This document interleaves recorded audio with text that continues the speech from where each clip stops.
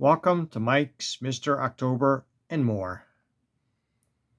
Okay, I thought I'd show you this 1966 short print, high number of Grant Jackson. I thought I'd show it to you because John from Wade Boggs fan had mentioned the 66 set. So this is the first time I'm showing it. So it's a fairly expensive card there. It's in the top 10. And I show you the back here. Okay, so as you can see, it's a PSA. Boy, it's not even focusing. There you go. It's a 3, SGC 3. Anyway, I'm really excited because I had purchased recently a card from the 66 set, and John had mentioned it, and it's in the top 5, and here it is, and it's card number 300, and it is Roberto Clemente. So I covered it up, and I was just see if you can guess what the grade is on this PSA 66 Topps Roberto Clemente.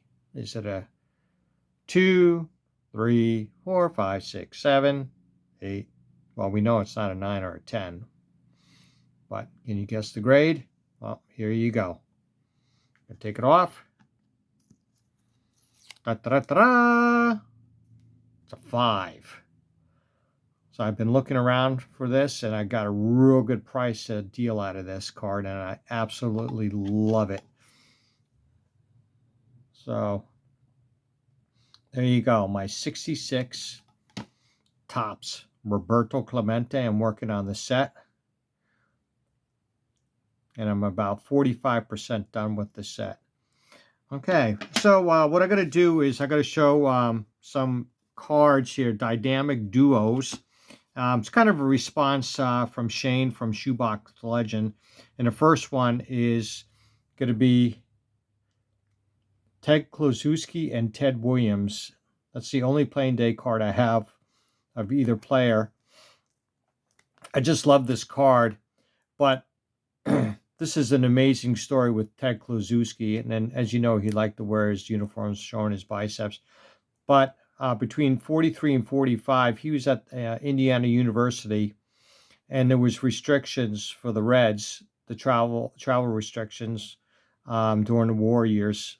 So they couldn't go down to Florida, so they were doing spring training at Indiana University. And Ted Kluszewski was part of the athletic team playing baseball, and he was on a diamond. He was hitting balls on this embankment like 500 feet away, and some groundskeeper, I guess, who was with the team for a long time, noticed it, and none of the Cincinnati Red players could hit the ball as far as Ted Kluszewski. So later on, a couple of years later, after he got out of college, he signed with the Reds, and the rest is history. 3 times he hit over 40 home runs and batted over 300 several times. Amazing player. He died fairly young, and he was a coach for the Reds for several years. So that's my first one, Sluggers Supreme. Love that card. If anybody knows the stadium in the background, put it in the comments. This is a trio. It's from the 68 set, and it's going to be Tony Oliva, Chico Cardenas, and Roberto Clemente. And obviously it's at an all-star game. And here's the back side of the card. Manager's dream. So there you go. The next one is going to be the Robinsons. Frank Robinson and Brooks Robinson, the dynamic duo. And unfortunately, both have since passed away. What teammates. My next one is going to be the same from the 68 set. Willie Stretch McCovey and Juan Marichal, Giants heroes.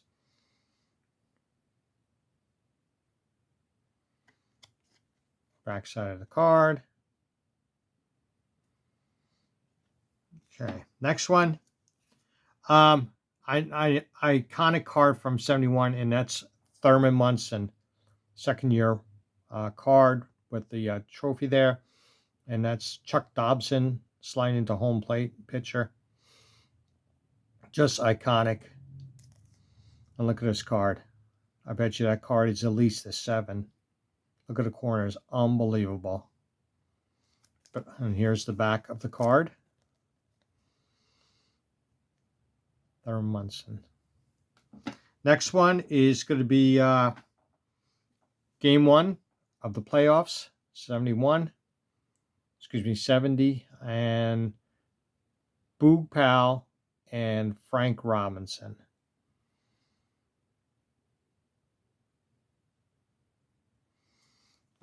Next one. And now this is probably one of my most favorite cards from the 73 set.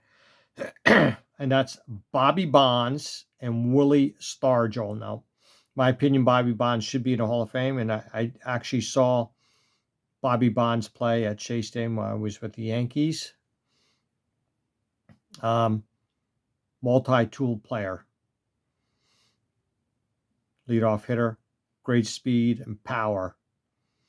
He was the all-time leadoff home run leader until Ricky Henderson broke that. But I just love this. This is at Candlestick Park. And here's the back of the 73 card. Great speed. Great speed.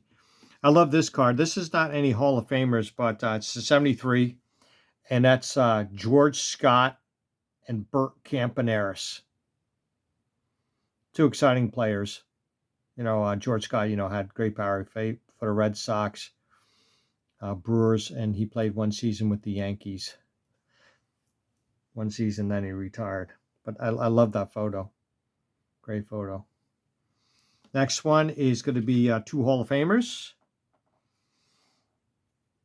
Reggie Jackson and Jim Catfish Hunter. Come on, focus there, guys.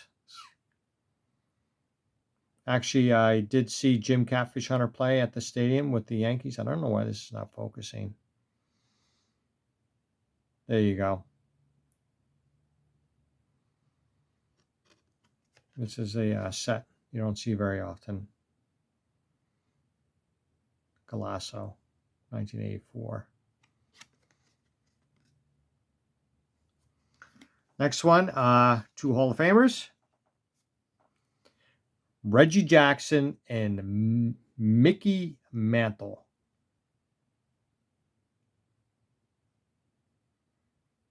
Either the Mick is out of it or is not too happy. At Anaheim Stadium. As you can see, it's a Donruss card. Next one, Hall of Famer teammates, Reggie Jackson and Dave Winfield.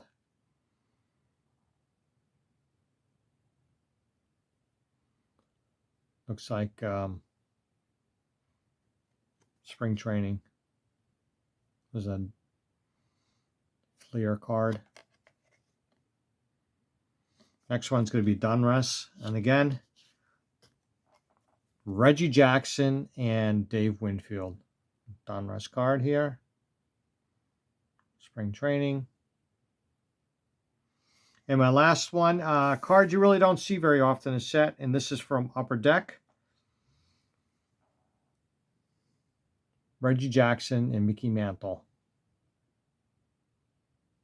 This is, I guess, called BAT. I guess some of the proceeds go to retired ball players who need, financial dependency. But anyway, I really hope you enjoyed this episode. And if you can, give a thumbs up. Any comments? Subscribe. And once again, what I'll do is I got to show you my 2 cards that I recently got. A 66 high number short print, Grant Jackson and Bart Shirley, and Hall of Famer card number 300, Roberto Clemente, and thanks for watching Mike's, Mr. October, and more.